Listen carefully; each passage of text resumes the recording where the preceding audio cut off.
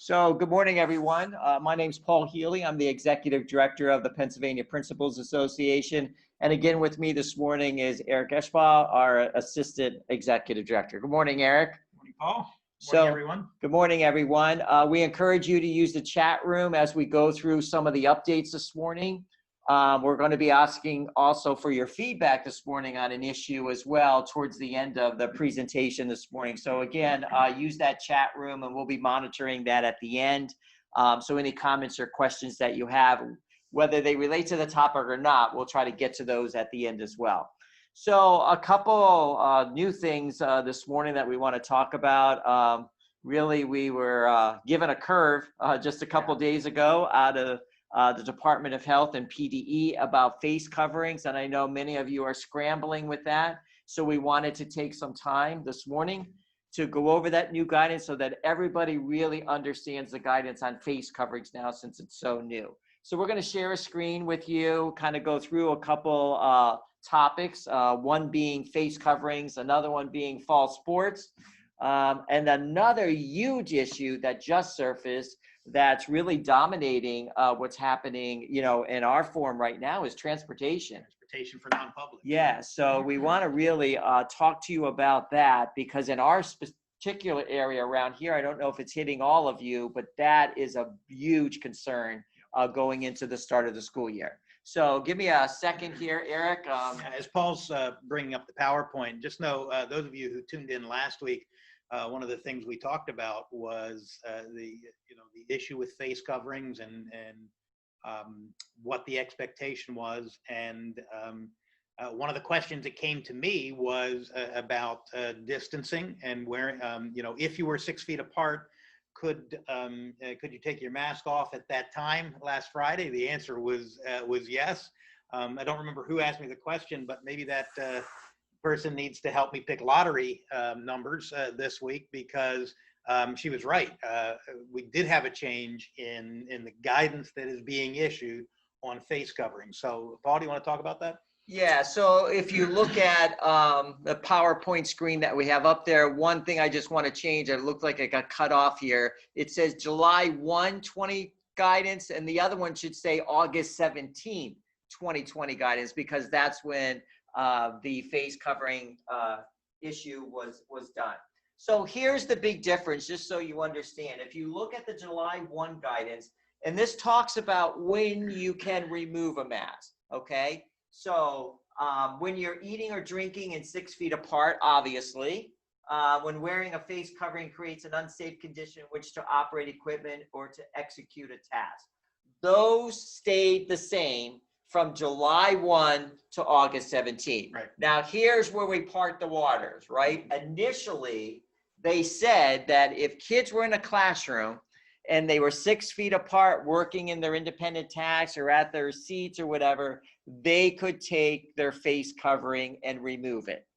That has since changed. If you look at the August 17th guidelines column, you don't see that listed anymore. That's really the big change. That has now been substituted with the following, that if you're at least 6 feet apart, you could do what's called a face covering break.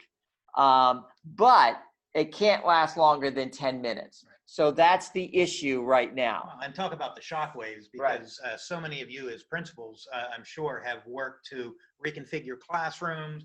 I know school districts purchased plexiglass to be able to put in between yes. Student desks. Did all this kind of stuff to get students 6 feet apart so they didn't have to wear masks. And now the recommendation is, and not even a recommendation, right. This is a mandate. Yeah, so we're going to get to that, talk about that. So the big question we had as well when we were on our call with this, with the people from the Department of Health as well as PDE was, why this change all of a sudden moving away from kids not being able to take that? And so they really referred us to the study that came out from the American Academy of Pediatrics that issued a report. And basically they're saying cloth face coverings can be safely worn from children 2 years of age and up. Now that was a big issue too, because everybody was asking how low right. should kids? And they said, yes, 2 years and up they can safely be worn by kids, including, which is interesting, the vast majority of children with underlying health conditions, with rare exceptions, right? So we'll get into some of those as well. So that's the first question. So that's the big change. The second one is people are asking, is this whole confusion, Eric, around, is this guidance, recommendation, or a mandate? Right. Because this was issued by the Department of Health and the Secretary of Health in July, this was a mandate. In fact, here it is, on July 1, the Secretary of Pennsylvania Department of Health announced an order requiring universal face covering. So that's the key. It was an order, so it is a mandate. And it means that we must comply with that. And that outlines the situations when a mask can be worn and the exceptions. So that kind of clears those up. Yeah, and the issue with a mandate versus a recommendation is a tenuous issue right now with a number of our members, but also around the state with school leaders, because the interpretation of a recommendation, some of your superintendents probably believe, will really mean that it's a mandate, meaning that there's some liability issues with this. So let's not be confused here. The face covering is a mandate. You need to follow this. Right. So one of the questions I had when I was on the call, which was a little bit confusing to me, is because of the original guidance I was out. So does this mean that this guidance is indoor and outdoor? Because I was really particularly thinking about elementary kids that go outside for recess, playground, whatever, that type of thing. Must they wear them? The answer from the Department of Health on that phone call was yes. The mandate covers both inside and outside unless they're doing their 10-minute mass break. So that means you could do a 10-minute mass break outside, right. But if you're outside for 20 minutes for recess right, you cannot have mask off the entire recess if it's 15 or longer than 10 minutes. Got it. Type of thing. And by the way, there still should be social distancing with that when you're outside.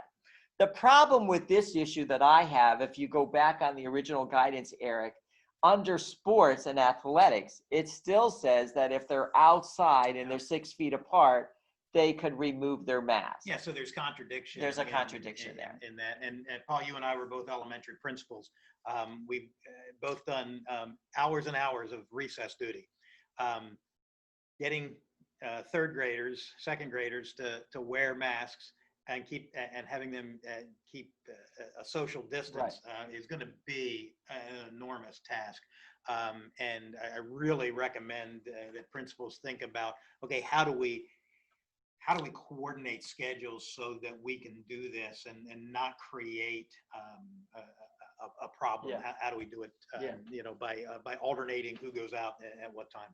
And the other thing I want to be clear about, Eric, too, we've been talking about kids all along, but this is for the adults in the setting, too. Yeah. All adults have to have face coverings on. You can decide what kind of face covering, but adults, this pertains to adults as well. And we need to monitor, or we need to model great behavior there and do that.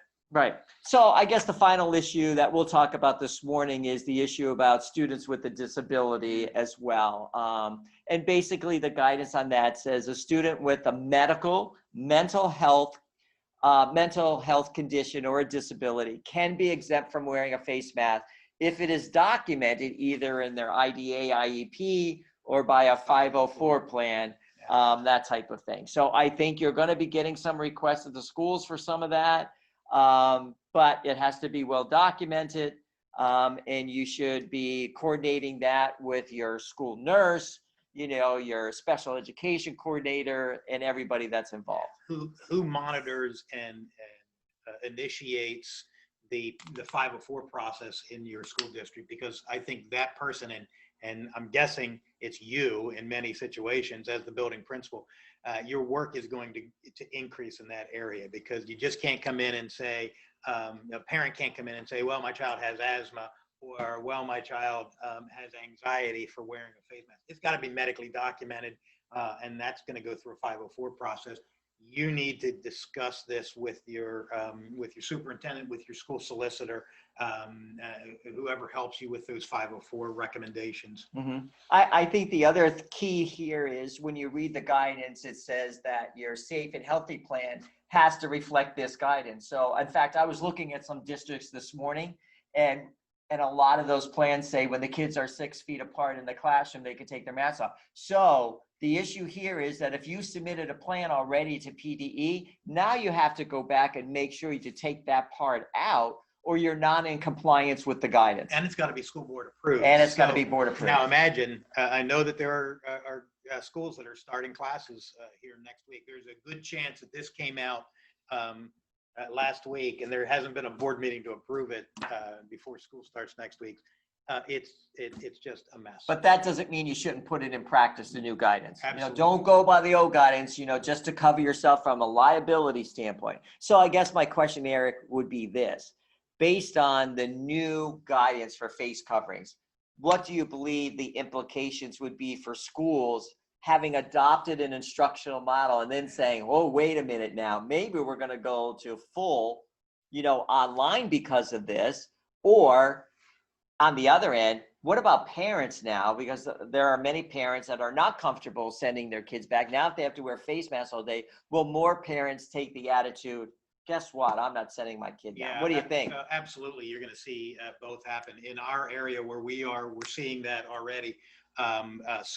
School superintendents making recommendations to the school board saying, we simply cannot, coupling the face mask with the metric that was put out last week that we talked about on our webinar last week. When you couple those two together, we just can't do this, especially larger school districts where we have high schools of 13, 14, 1,500 students. How can I assure social distancing? How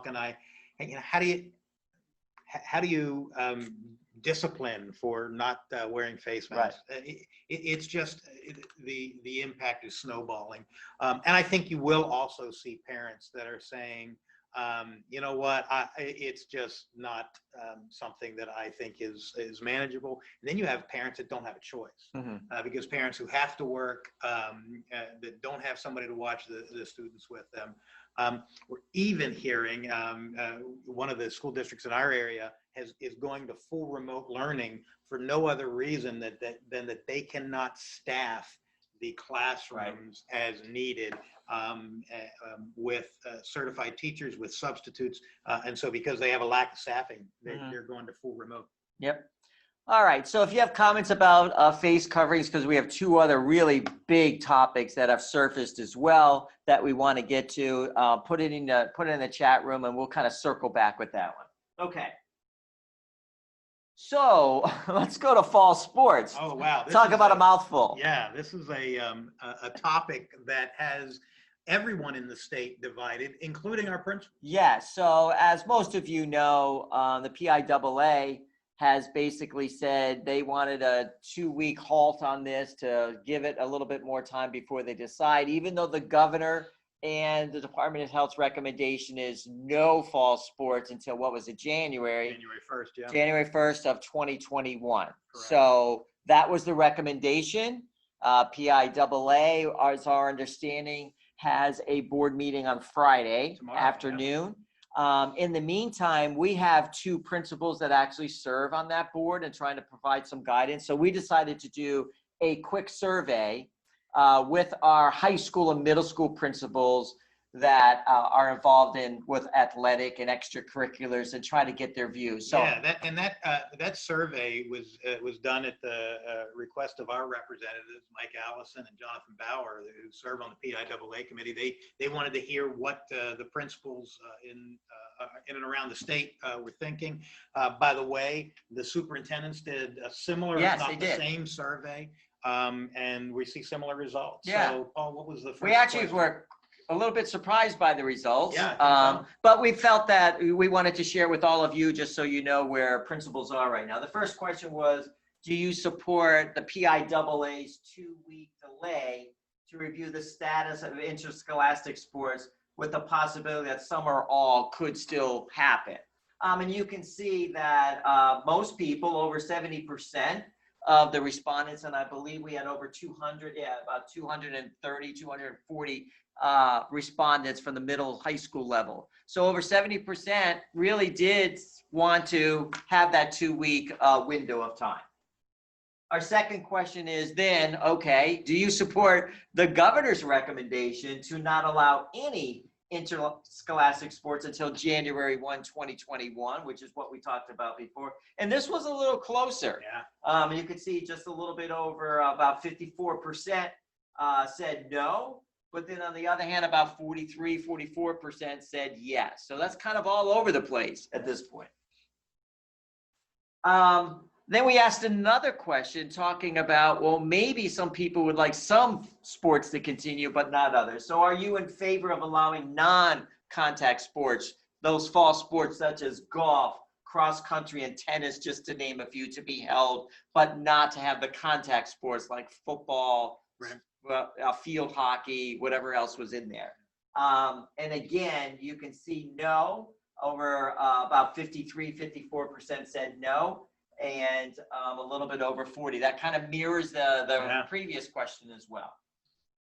And then finally, we wanted to find out, so who was really responding, since we sent this out in an email to our middle school, high school principals and assistant principals. And you can see overwhelmingly, most of the respondents to this survey were high school principals. We certainly appreciate those who took the time to do this. I think it gives our representatives a good sense as to the divide that exists among the states. Yeah, and then we got a lot of comments. I mean, there were a lot of comments, over 200 comments both ways. So we just did a sampling of a couple of those, and you can see those on your screen. At this point, I'm not going to read those to you at this point, but you can go back and see those in the recorded webinar in the PowerPoint. Both in favor, saying let's get it on for their social, emotional well-being, let's get it on. And other people say, no, we should be about academics first and not sports. And if we can't hardly get our act together in the classroom, why are we taking this outside of the classroom, trying to control that? And then what are the implications for doing that and bringing it back and exposing kids? So. Yeah, and there's certainly a good rationale, logical rationale on both sides of the issue. And whether you agree with one side or the other is not for us to determine, but just know that there's going to be a decision tomorrow by PIAA. And the governor has stated, and the Secretary of Health has stated, they will not shut down sports.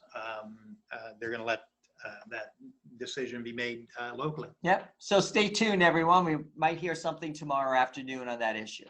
So we're going to segue to probably the topic that's taking center stage right now, that we're hearing not only here locally, but at the state level, and legislators getting involved in this.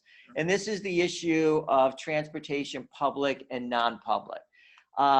What the non-pubs are saying right now is they want their students transported no matter what. Right. They pay taxes as well. So for example, if District A was doing, let's say, totally remote, but the non-pub within their vicinity was doing face-to-face, they still want their students transported regardless of what the district is doing. Now, we will tell you the statute on this right now. The statute that exists right now, that if you're bringing your kids and transporting them in, you must also transport the non-pub.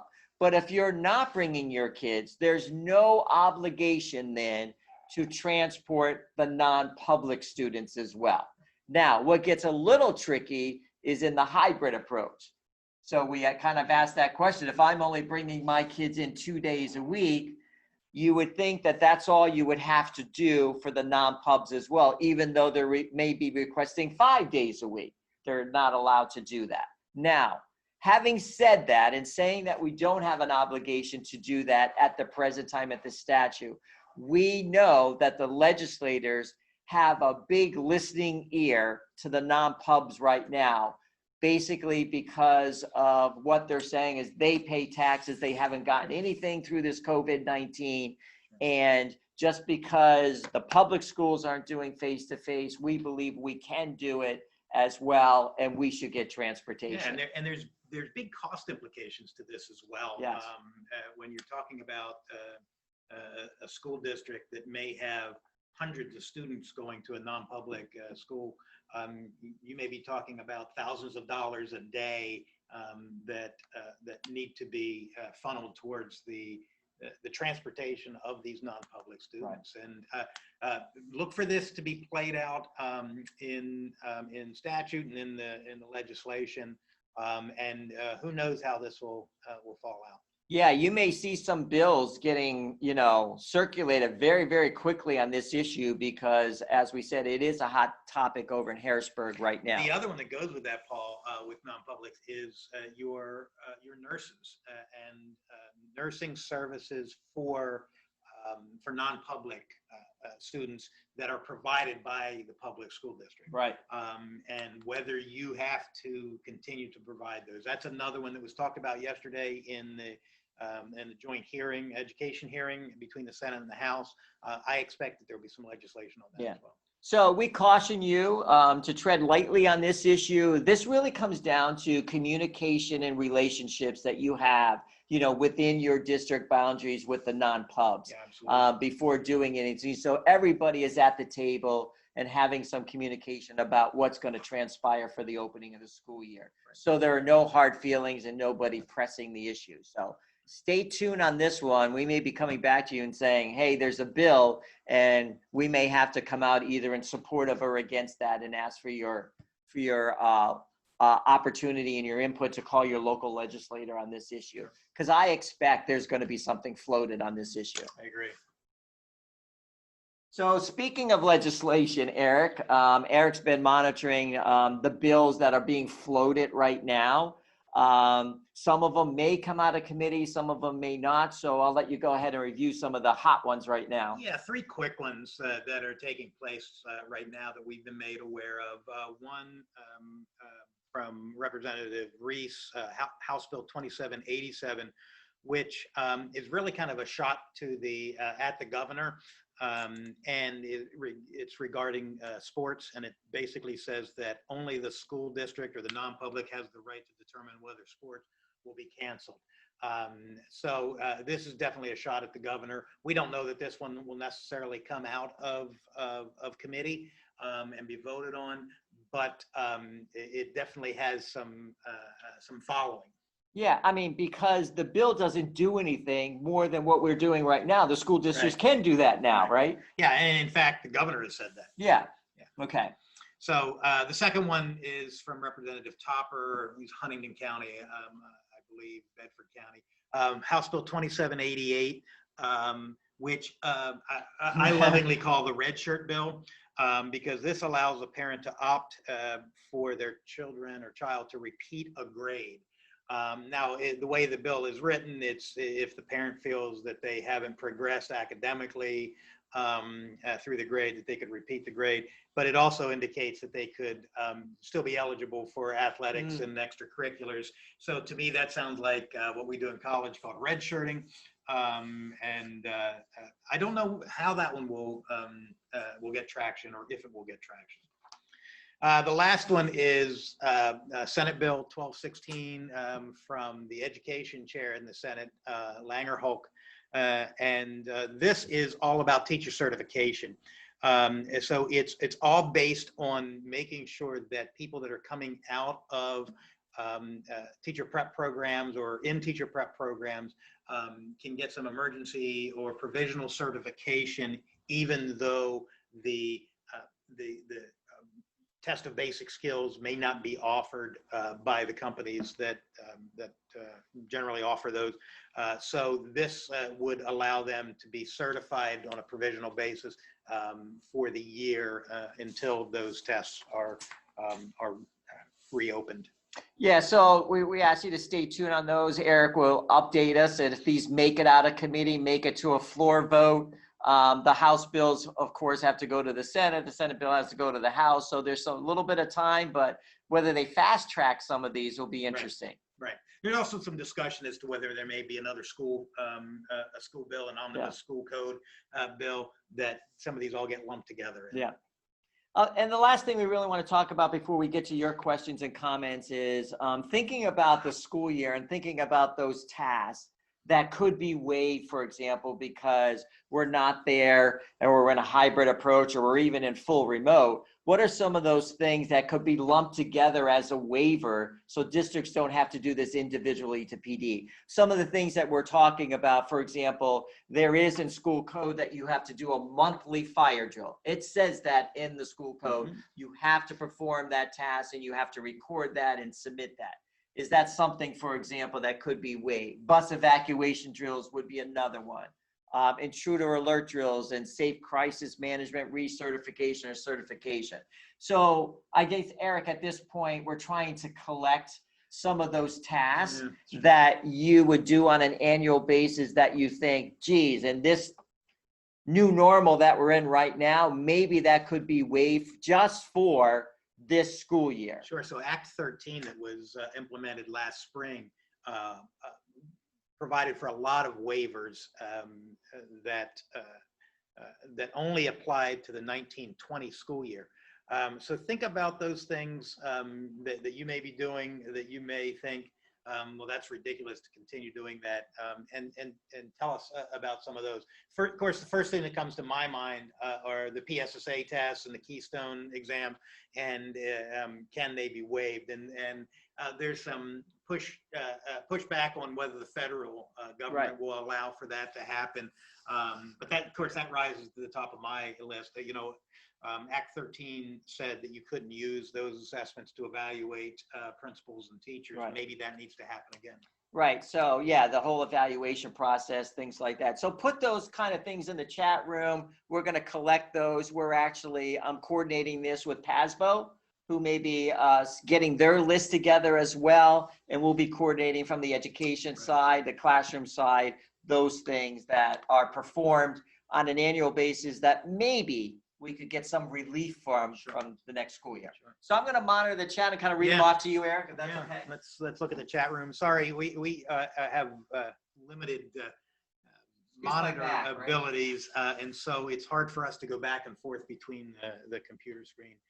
We tried our laptop last week, and we got a really bad picture. So what do you see, Paul? So the one question, so we have some non-pub schools who have constructed outside tents for outside instruction to loophole the mask mandate. Are you saying that even when outdoors during instructions, masks must be worn with the exception of the 10-minute break when 6 feet apart? So the answer is yes. We specifically asked that question because we were under the impression before that if you were outside 6 feet apart, you could take the mask off. Yeah, in fact, I think it was Dr. Fauci, as well as some other organizations that were saying you really should consider outdoor education, and there are parts of this country that can do that fairly easily. So that would have been one of the things as a superintendent I was thinking about is, wow, that community park has a nice pavilion that we could go on. That doesn't take away anymore as of August 17th. That does not take away the mandate for you to wear a mask. It's still the same. Inside or outside, mask on all the time unless you're on no more than a 10-minute mask break. That's the guidance. And can we just say, as of today, that's the guidance. Just as last week we said, as of today, something different. So it would be interesting to see if there's any clarification on that. So no other IDEA modification or accommodation put other people's life in danger. Will it be illegal to separate any student not wearing a mask due to IEP or 504 physically in the building, and they have to do virtual only model? In essence, they are putting all of the other students, teachers, and families in danger. So I heard about this one too. I even heard some teachers saying, you know, when they're doing, for example, guided reading, they're not going to bring those kids up to the table because they put them, the teacher, in danger because they're not wearing a mask. This is a real sticky situation. You cannot treat them any differently than any other student or you're going to have a FAPE issue, right? So if they come in and say that they're medically appropriate for not wearing a mask, or whatever they bring in documentation, you're going to have to look at that, take it very seriously, the way I read it, Eric, and make sure you're not treating them any differently. Now, that procedure in the classroom will be interesting to see how that unfolds. Sure. And I would go back to, we as adults need to continue to practice safety and social distancing. But if I'm bringing kids up and there's a student that's not wearing a mask, I'm going to make sure that I have my mask on, and I'm also probably going to wear a face shield as well. Whatever I can do to protect myself. Remember, my mask protects you, your mask protects me. Yep.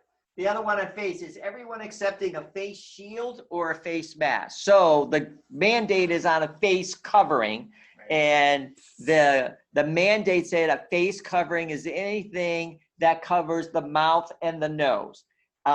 They stopped short of saying the mandate has to be a shield or a cloth mask. It could be any of those things. It can be homemade as well. Now, there is something for elementary students as well that teachers are concerned about, especially with oral language and receptive language, that it's very important that they model that and that kids can see the mouth and the face and things like, especially in speech and language and things like that. So what we're hearing is there's a lot of districts buying the full face shield, right, even some wearing a scarf around their neck, so that if something happens, it's added protection. So the answer to that is no, there's no specific guidance on what type. It's just that you must do it, and it must cover the mouth and the nose. Correct. Okay? Yeah, and again, it's going to be a challenge. Here's a great question, and one we're still waiting to find out. Is there any guidance on the number of mass breaks permitted during the day? I was thinking the same thing. Could you do that hourly? So in an hour, can you do 6 of those, right, at 10-minute intervals, and the masks are off? Yeah. So I don't think you would get away with that, but I don't know who are the face break police at this point. In that scenario. But just so you know, if your plan says we're going to take 5 of those an hour, I don't think that will be looked at too favorably. Yeah, I would agree, and I think you use common sense and you use some good judgment here. But let's face it, some of our younger students are going to need more of those breaks than others. And Joe Fariska was on talking with us before we started, and he has a 5th grade grandson who wore a mask all day in North Carolina and seemed to make out okay. Yeah. Whereas I cannot imagine a 5-year-old doing that. So. Yeah. So I want to circle back. One of the issues was about PIAA and where we are with fall sports. I mentioned earlier in my comments that we have 2 principals that serve on that planning board, Mike Allison and also John Bauer, who've been doing an incredible job with that. And by the way, I also want to point out, they've been the only 2 members of the board that voted no against having fall sports because of putting kids in jeopardy, which we as an organization, support that decision and back them 100%.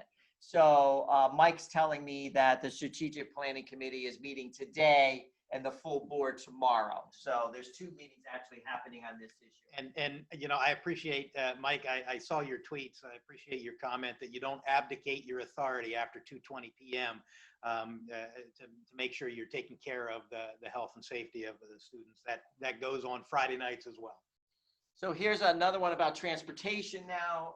It says, hi, Paul, what if you're only bringing special education students into the school, but everyone else is remote? Will we still need to provide transportation to non-pub schools? So if you're bringing any kids in and transporting them, you would have an obligation then to transport some kids to the non-pub. Now, unless you have an articulation agreement between that, these are all the issues that are going to have to be really solved going forward. Yeah, and I think they're probably going to be solved not only through legislation, probably through litigation, because I think there's going to be some lawsuits over this. So if a school is 100% virtual but are using district transportation for tech school students only, does the district also need to provide transportation for non-pubs? This would be in the same vein as that last question. If you're providing any kind of transportation, we were told, for any types of students for your district, then you need to providing some type of transportation for the non-pubs. Can't treat them differently, Right. which is interesting because for those who are not providing any transportation, they're being asked by the non-pubs to treat their students differently by transporting. So, right. So here's one about testing. Okay. The biggest concern about PSSA testing is the auditors who come to do the surprise inspections. So even if the feds make us do PSSAs, can PDE give us a break on the site visit? I think this is one of the things that we could add to our list, right? That's a very good point. And something that obviously we're going to be restricting all kinds of visitation into the schools. So that makes perfect sense. The next one also, what about Keystone graduation requirements? That's already on the list because that was supposed to be implemented in this school year, I believe, going forward, all of those options for graduation requirements. But since kids aren't there and you can't avail them to some of those options, that is one of the things we're asking for a waiver for the next school year. So yes, we have that one on our list already. Again, is there a limit to the number of mask breaks? I think we already answered that. Parents refusing to have their child wear a mask and do not have medical documentation. Can we have the parents come pick up the student to take them home and put them on remote instruction? I think that's going to be a district policy issue right now. I mean, think about your, there's some equating it to your dress policy, your dress code. You know, what would you do with dress code? I mean, can you force a student to wear a mask? No. Can you say that they can't be in school if they don't wear a mask? I think you have that right. Just as a place of business has the right to deny you business if you're not wearing one. Yeah. So we're getting a lot of comments on the mask breaks and the loopholes in this, and this is a question about that. You know, what's the guidelines between the mask breaks? If a student takes a 10-minute face covering break, how long are they permitted then to take the next break? So we think there may be some additional guidance on this, but we don't know. I mean, we're kind of in the weeds with this right now, but this is what happens when we get a new mandate, is trying to figure out how to implement that in our schools. And I wouldn't be surprised if PDE and the Department of Health don't touch this one at all, just because every time they get further and further into the weeds, it causes more chaos. So I think we hit everything in the chat room. Again, if you could help us out and send us those issues that you think might be considered for a waiver, we'd like to have that list so that we could send those forward. And again, any other questions that you have, we are recording the webinar. So have your colleagues that couldn't join us because they're in administrative team meetings and doing professional development with teachers today. We understand all of that. You could point them to our website and get the webinar from there. So again, thank you for joining us again this morning. Eric, thank you. And we'll be back to you next week, and we'll see what unfolds over the next couple days. Stay well. Bye-bye, everyone.